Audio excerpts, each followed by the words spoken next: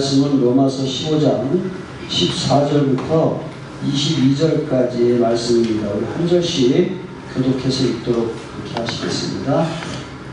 내 형제들아, 너희가 스스로 선함이 가득하고 모든 지식이 차서 능히 서로 권하는 자임을 나도 확신하노라. 그러나 내가 너희로 같이 생각하니 하라고 하나님께서 너희에게 주신 은혜로 말미암아 더욱 담대히 내가 너희에게 썼노니. 좀 크게 읽으셔야 힘이 생긴다고 했습니다. 이 은혜는 곧 나로 이방인을 위하여 그리스도 예수의 일꾼이 되어 하나님의 복음의 제사장 직분을 하게 하사 이방인을 제물로 드리는 것이 성령 안에서 거룩하게 되어 받으실 만하게 하려 하시니라. 그러므로 내가 그리스도 예수 안에서 하나님의 일에 대하여 자랑하는 것이 있거니와 그리스도께서 이방인들을 순종하게 하기 위하여 나를 통하여 역사하신 것 외에는 내가 감히 말하지 아니하노라. 그 일은 말과 행위로 그들과 기사의 능력으로 능력의 능력으로 이루어졌으며 그리하여 내가 예루살렘으로부터 그를 향하여 일루리온까지 그리스도의 복음을 하나님께 또 내가 그리스도의 이름을 부르는 곳에는 복음을 전하지 않기를 힘썼노니 이는 남의 터 위에 건축하지 아니하려 함이라. 기록된 바 주의 소식을 받지 못한 자들이 볼 것이요 듣지 못한 자들이 깨달으리함과 같으니라. 같이 읽겠습니다. 그러므로 또한 내가 너희에게 가려 하는 것이 여러 번 막혔더니. 아멘. 우리 주여 상찬하시겠습니다. 이 몸을 확 풀도록 그렇게 좀 해주세요. 시작. 주여 잘 듣게 해주세요. 깨닫게 해주세요. 시작. 주여 깨닫게 해주세요. 실천하게 해주세요. 시작.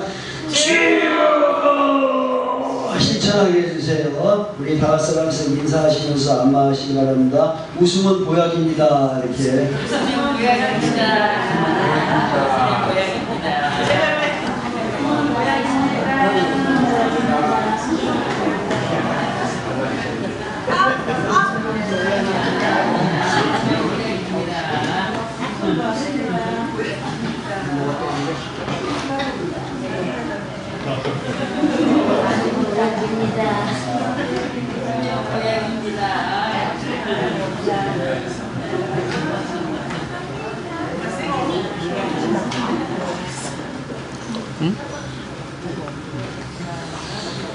저기 안 맞을 때 항상 우리 머리가 제일 행복하신 것 같아요.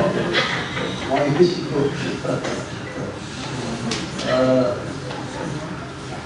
우리가 돈 안 드는 최고의 보약이 뭐라고 그랬죠? 웃는 겁니다. 웃는 겁니다. 성경이 이렇게 말씀하고 있어요. 마음의 즐거움은 얼굴을 빛나게 하여도 마음의 근심은 심령을 상하게 한다.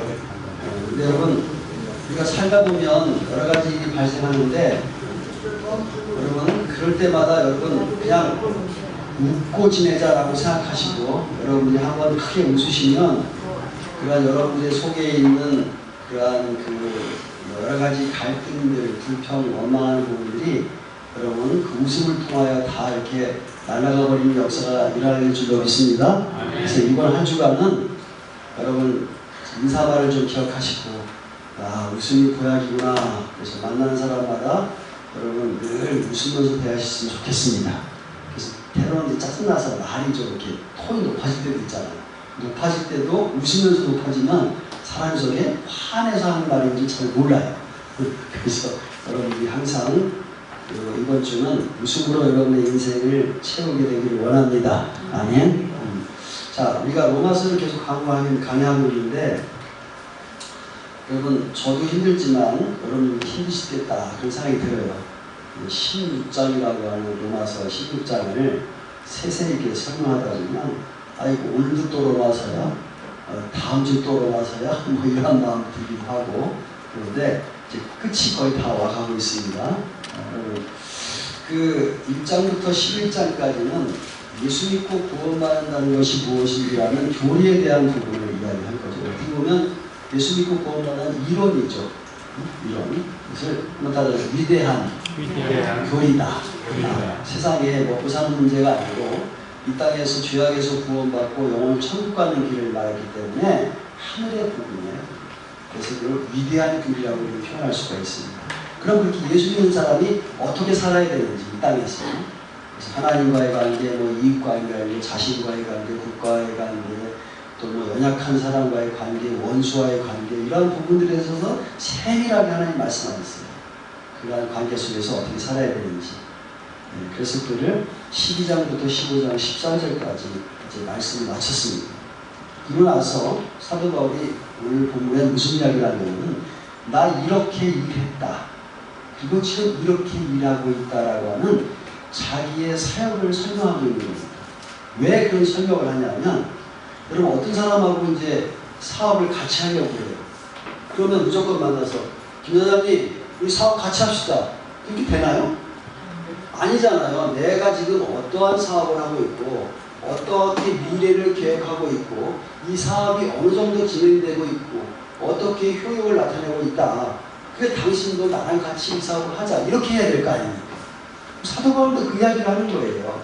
왜 그러냐면, 자기가 이제 복음을 다 전했는데 그 당시에는 이렇게 세계적으로 이렇게 모든 견문이 이렇게 막 이렇게 뭐 넓어지지 않았기 때문에 그 당시에 스페인, 그러니까 그때 당시 유럽에서 보면 스페인이 땅끝이라고 생각을 했어요.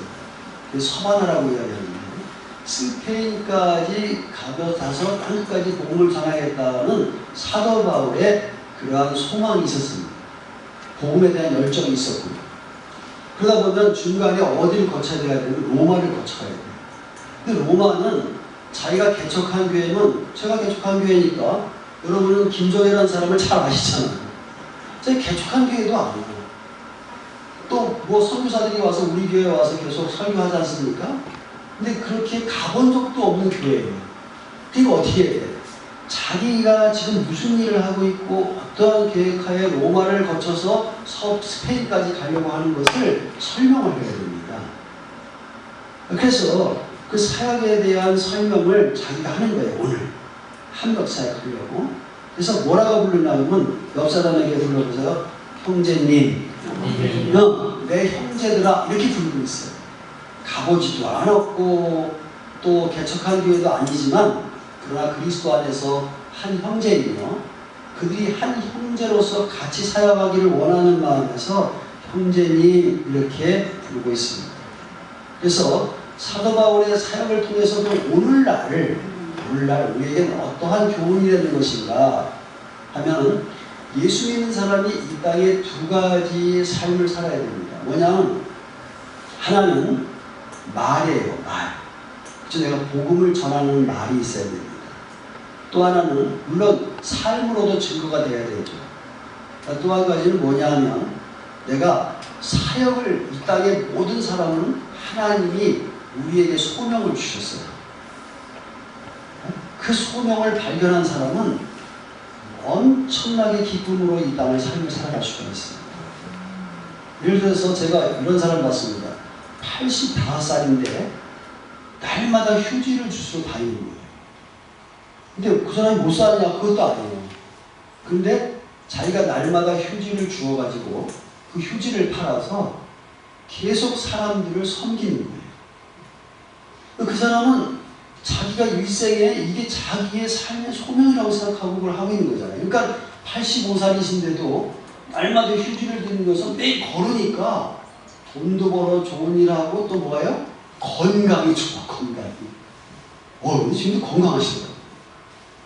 그러니까 소명을 받은 사람의 삶은 성실하게 살 수밖에 없고 기쁨으로 살 수밖에 없습니다. 그러면 예수 그리스도를 믿는 사람들의 소명의 삶은 하나님의 나라를 구현하고 하나님의 나라를 위해 살아야 되는데, 그 소명의 삶을 어떻게 살아야 가야 되는지, 사도 바울이 소명의 삶을 살았는데 그 소명의 삶을 사도 바울이 산 걸 우리가 본받아서 우리도 어떻게 해요? 그렇게 소명의 삶을 살아야겠구나 라는 교훈을 우리에게 주고 있다는 겁니다.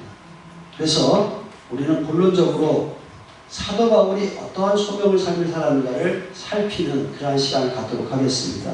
우리 14절 한번 읽어보겠습니다. 시작. 내 형제들아 너희도 스스로 선함이 가득하고 모든 지식이 차서 능히 서로 권하는 자임을 나도 확신하노라.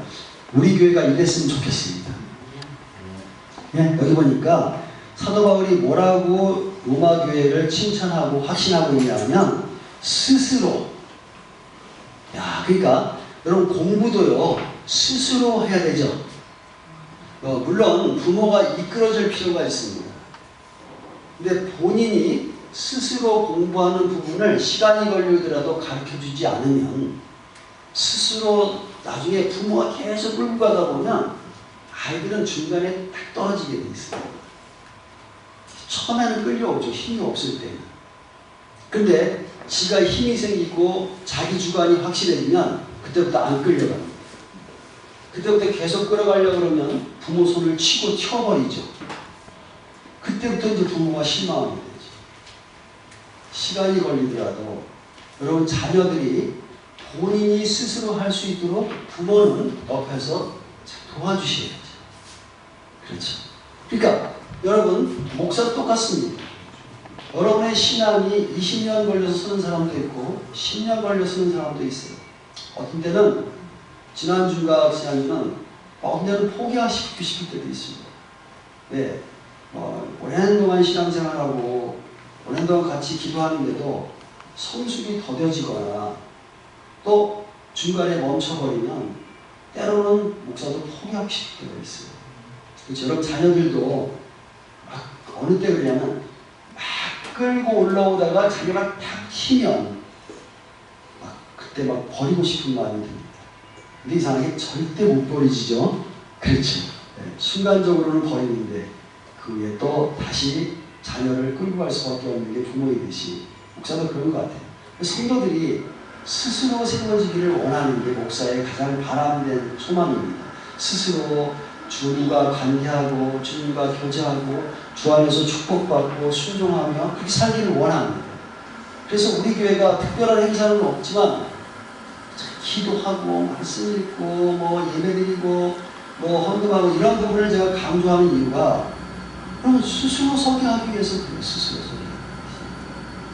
여러분 성경 공부 안 키면 순간적으로 설 수 있습니다. 순간적으로 길을 열어줄 수 있어요. 내가 밥을 이게 어떤 음식이다라고 맛을 봐서 먹게 할 수는 있어요. 그러나 그 다음부터 누가 먹어야 돼요? 본인이 먹어요.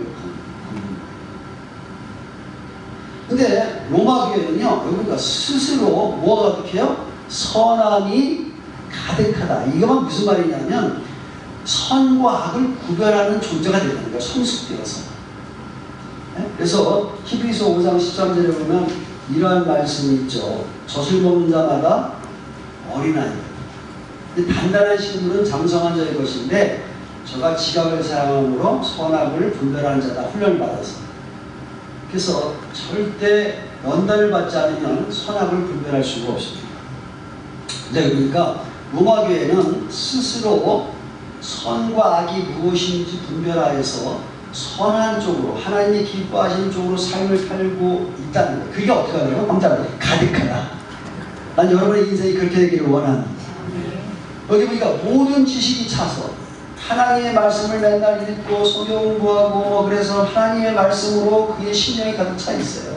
세상적인 가치관으로 차 있는 것이 아니라 천지를 창조하신 하나님의 말씀으로 나를 일으켜 주시고 나에게 생명을 주시는 생명의 말씀으로 나에게 진짜 복을 주는 복의 말씀으로 우리 심령이 가득 차 있다는 거예요. 그래서 여러분이 말마다 말씀을 읽으셔야 돼요. 거기다가요 뭐예요? 서로 권한다. 한번 따라해요. 서로 권하자. 서로 권한다. 네, 여러분 제가 목회를 해보니까 저한테 찾아와서 상담하는 우리 교인들이야 저를 잘 아니까 그렇지만 타교인들 와서 이렇게 상담할 때 들어보면 절대 저에게 목사님이 말씀하시는 대로 듣겠습니다. 그러고 찾아오는 사람은 많지 않은 것 같아요. 많지 않은 것 같아요. 특히 목회자들끼리 저는 나이가 들었지 않습니까? 그래도 저는 나이가 들어서 살아온 인생이 있었고 또 목회한 경험이 있으니까 이야기해주면 잘 안 듣습니다. 그 뒤돌아서 가만히 생각하면 저 모습이 제 모습이에요. 저도 잘 안 들으려고 하는 거예요. 한번 따라해보세요. 듣는 길을 열읍시다. 그러니까 여러분, 들음이 생명입니다. 그래서 서로 권한다고 하는 것은 서로 겸손하고, 겸손이라는 것은 뭐냐면 하나님 말씀대로 길들여진 존재를 말하는 거예요. 사람은 겸손해서 서로 권할 수 있습니다. 이걸 한번 따르면서 확신한다. 난 여러분이 누가 보더라도 이렇게 신앙이 확신되어져 있는 존재들이 되기를 원합니다. 그러한 교회가 되기를 원합니다. 여기 확신한다는 것은 사도 바울 혼자만의 생각이 아니라는 거예요. 수없는 사람들이 검증되어져서 자기도 확신한다는 거야. 확신한다는 거야. 그러니까 개인적인 의견만이 아니고 그들의 삶을 보고 그들이 행하는 모습을 보고 그의 모습을 보니까 내가 확신하는 거야. 그래서 난 여러분들이 좀 그랬으면 좋겠습니다. 개인적인 삶도 모든 주변 사람들이 예수 믿으려면 저 사람처럼 믿어야 돼. 할렐루야. 예수 믿으면 저렇게, 그래, 저래야지. 그래, 교회는 또 저렇게 돼야지, 교회가 저렇게 돼야지. 이러한 교회가 됐으면 좋겠습니다. 그래서 여러분이 삶 속에 이러한 확신된 삶들이 쌓여질 때 여러분의 삶은 어떠한 상황 속에도 흔들리지 아니하고 타협하지 아니하는 그러한 길을 갈 수가 있고, 그래서 그 사람의 하나님의 축복으로 마지막에 풍성한 열매들로 찬 것을 보게 될 줄로 믿습니다. 그러면 이렇게 훌륭하고 좋고 막 교회가 이렇게 든든히 세워졌는데 왜 거기다가 또 뭐 복음을 전하고 삶을 이렇게 살으라고 전했냐 이 말입니다. 그렇게 살고 있는데, 그렇죠? 잘 살고 있어요. 막 뭐 서로 권하고 성경 지식이 가득하고 무슨 뭐 이 사람들이 살아가는 모습을 보면 선과 악을 구분하고 잘 살고 있는데 거기다 대고 또 이렇게 살아라, 뭐 예수 믿는 것이 이렇다라고 왜 또 이야기했냐 이 말입니다.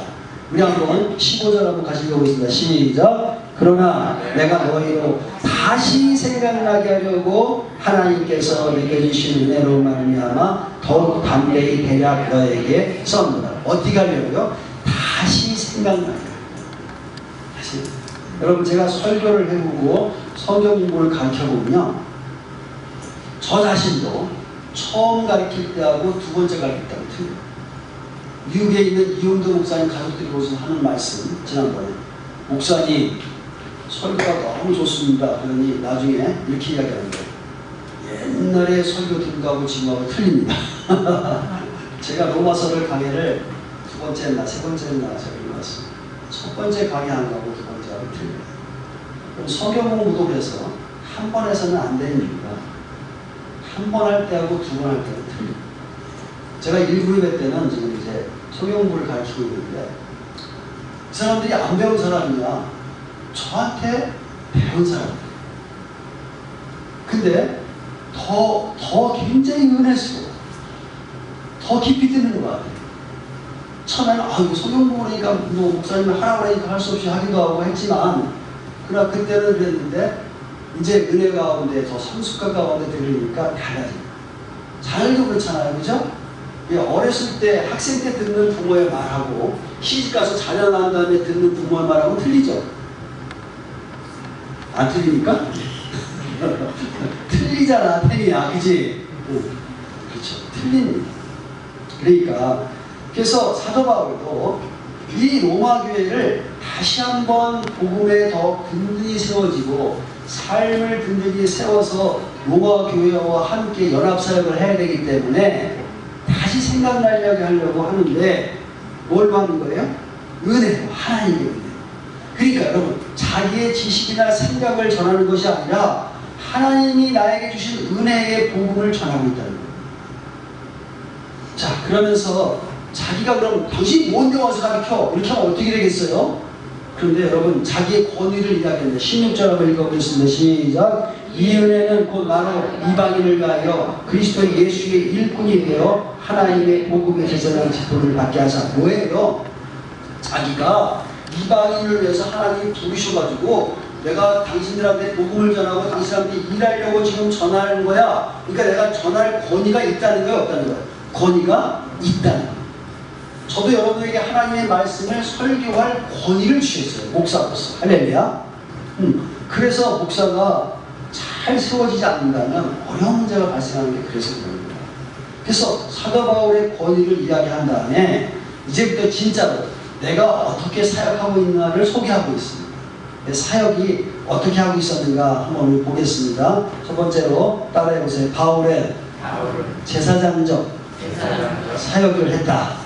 네, 16절 한번 읽어보겠습니다. 시작. 이 은혜는 곧 나로 이방인을 위하여 그리스도 예수의 일꾼이 되어 하나님의 복음의 제사장 직분을 하게 하사 이방인을 제물로 드리는 것이 성령 안에서 거룩하게 되어 받으실 만하게 하려 하시니라. 네, 사도 바울이 제사장 직분의 사역을 감당했는데 제사장이라는 건 뭐냐면 이런 겁니다. 구약에는 지금 우리는 예수 그리스도로 말미암아 여러분 개인이 다 하나님 앞에 나아갈 고난을 받으셨어요. 그렇죠. 예수님의 이름으로 부르기만 하면 하나님 앞에 나아갈 수가 있습니다. 근데 구약 때는 예수 그리스도가 오시기 전에는 제사장이라는 제도가 있었습니다. 그래서 하나님이 계시고 성전에 오면 제사장이 통해서 하나님 앞에 나아갈 수가 있었던 거예요. 그러니까 제사장은 하나님의 말씀을 전하기도 하지만 하나님의 말씀, 이들이 중보하는 기도를 해야 되고 하나님과 이스라엘 백성 사이에 중보자 역할을 했던 게 제사장입니다. 근데 사도 바울은 지금 무슨 제사장 직분을 하게 되냐면 자기가 그리스도의 일꾼으로서 사람들에게 복음을 전하잖아요. 그럼 그 복음을 들은 사람이 성령 하나님의 놀라운 역사로 예수를 믿게 돼요. 그럼 그 사람은 이제 죄가 있는 사람이에요? 없는 사람이에요? 없는 사람이잖아요. 그러므로 그 죄가 없는 사람을 하나님 앞에 드리는 제사장 일을 한다는 거예요. 난 여러분이 이러한 사역을 하는 여러분이 되시기를 원합니다. 여러분들이 복음을 전해서 그 사람이 성령 하나님의 놀라운 역사로 죄사함을 받고 깨끗하고 거룩하게 된 존재를 하나님 앞에 드리는 사람들. 이게 바로 하나님이 여러분의 평생 동안 주신 소명입니다. 목사님, 저는 목사님도 아닌데 어떻게 그런 일을. 아니, 여러분이 갖고 있는 직장이 가장 좋은, 삶의 터전이 가장 좋은 제사장 직직 사역을 감당할 수 있는 거예요. 제가 가끔가다가 우리 서지연이하고 우리 태미를 보면 그런 생각을 하는데, 저요, 동일한 애들이 있잖아요. 아파트에 동일한 애들 가진 부모들이 많습니다. 제가 가서 누구 엄마 그래보세요. 그러면 왜 할아버지가 와서 누구 엄마라고 불러? 그러면서 저 사람 혹시 뭐 아닌가 하고 저하고 상대도 안 하려고 할 거예요. 그렇죠.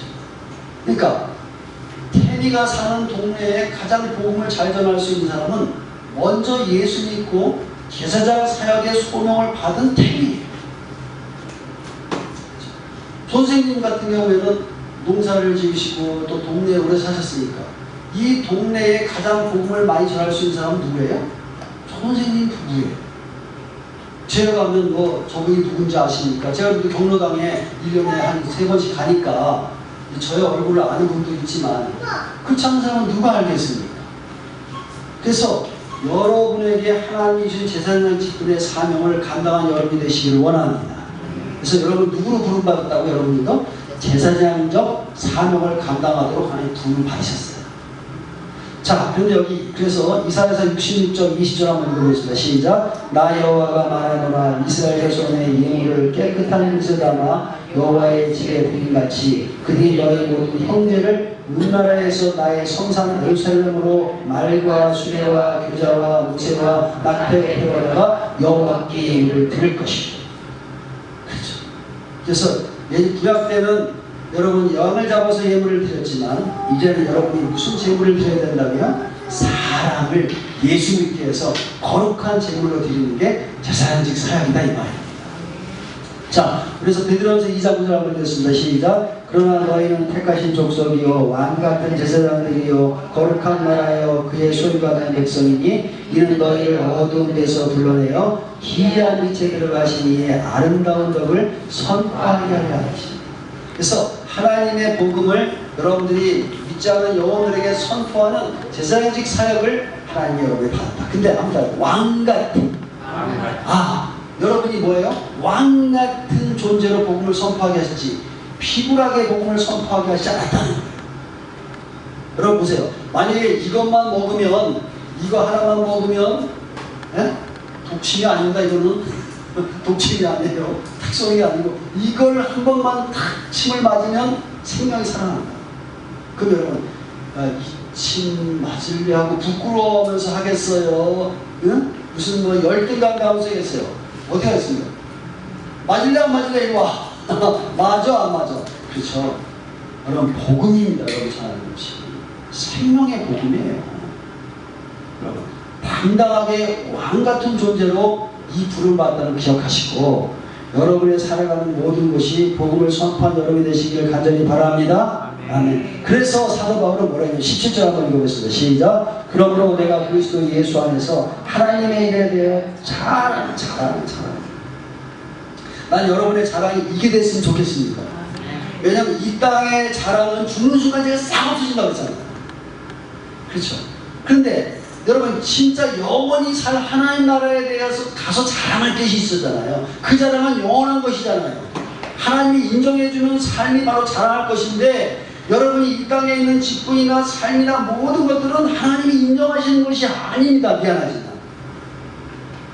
그것을 통해서 복음을 전하고 영혼을 주님 앞에 드리는 그 사역이 하나님 앞에 자랑할 것이 될 줄 믿습니다. 자, 두 번째 사도 바울이 하던 사역은 한번 따라해요. 능력 있는 사역이었다. 그렇습니다. 18절 한번 읽어보겠습니다. 시작. 그리스도께서 이방인들을 순종하게 하기 위하여 나를 통하여 역사하신 것 외에는 내가 감히 말하지 아니하노라. 여러분 보세요. 왜 능력 있는 사역이냐 하면 여러분들은 능력이 있어요 없어요? 있습니까 없습니까? 꼭 이렇게 물어보면 답이 애매해. 그죠? 있기도 하고 없기도 하죠. 그렇죠? 여러분이 갖고 있는 능력이 있어요. 또 다 가진 건 아니니까 없는 것도 있습니다. 근데 왜 능력의 역사라고 하냐면 사도 바울은 이렇게 이야기하는 겁니다. 하나님이 나와 함께 한다는 것도 거부합니다. 하나님이 나를 통하여 역사하신다. 할렐루야. 그러니까 내가 복음을 전할 때 그 사역은 하나님이 나를 통해서 하는 사역이에요. 나의 능력으로 생명을 살릴 수가 있습니까? 나의 능력으로 죽은 자를 살릴 수 있겠습니까? 나의 능력으로 죄사함을 가져다 줄 수가 있겠습니까? 그런데 나를 통해서 역사하시는 복음의 능력은 할렐루야 생명을 살리는 역사가 일어나게 됩니다. 그래서 능력 있는 역사예요. 그래서 그 능력 있는 사역의 목적이 뭐냐면 이방인들을 순종케 하는 거예요. 예수 믿고 난 다음에 뭐예요? 그 사람이 하나님의 말씀을 듣고 순종하며 살아가는 삶을 들여지는 것이 바로 능력 있는 사역의 목적입니다. 그러니까 내가 저 사람에게 복음을 전해서 예수 믿고 하나님 뜻대로 살아가게 변화되어지는 모습으로 바뀌어지는 것이 능력 있는 사역의 목적이라는 말입니다. 그런데 사람들이 물리적인 능력만 나타나잖아요. 뭐라고 그래요? 안진뱅이가 일어났다, 죽음으로 치유받다. 그게 다 뭐 때문에 그러는 거예요? 하나님이 하나님 되게 하시게 하고 있어요. 그래서 진짜 능력은 뭐예요? 복음 전할 때 이 사람이 예수 믿고 순종하는 삶. 그래서 옛날의 삶이 변화되어 깡패가 변화되어지고 1900년도에 우리나라의 역사하시던 하나님의 역사를 가서 성령님이 역사하시자 뭐예요? 막 그냥 모든 도시에 술집이 다 문 닫고 깡패가 막 와서 회개하고 막 제주도에서부터 말이야 자기 먹고 싸고 하고 말씀 들으려고 1900년도였던 이 역사가 일어났었어요. 이 땅에 난 다시 한번 이런 능력의 역사가 나타나기를 원합니다. 그러면서 사도 바울이 뭐라냐면 이거는 내가 한 일이 아니다. 한번 따라해서 나로 말미암아 역사하셨다. 저는요 이 말을 읽으면서 하나님이 가슴을 찌하게 하십니다. 왜냐하면 저도 인간이니까 그냥 늘 누굴 높이려고 해요? 나를 높이려고 해요. 그래서 뭐 하나 하면 내 이름이 드러나야 돼요. 그래서 말씀을 전할 때 제가 두려워하는 이유가 가만히 살펴보니까 실패했다는 소리를 들을까 봐. 그 뭐야? 김정혜는 말씀을 잘 못 전하는구나. 그래서 실패했구나. 이런 이야기를 듣기 싫은 거예요. 그래서 하나님 회개하면서 기도하면 하나님 제가요 가서 말씀을 잘 전하게 해주시고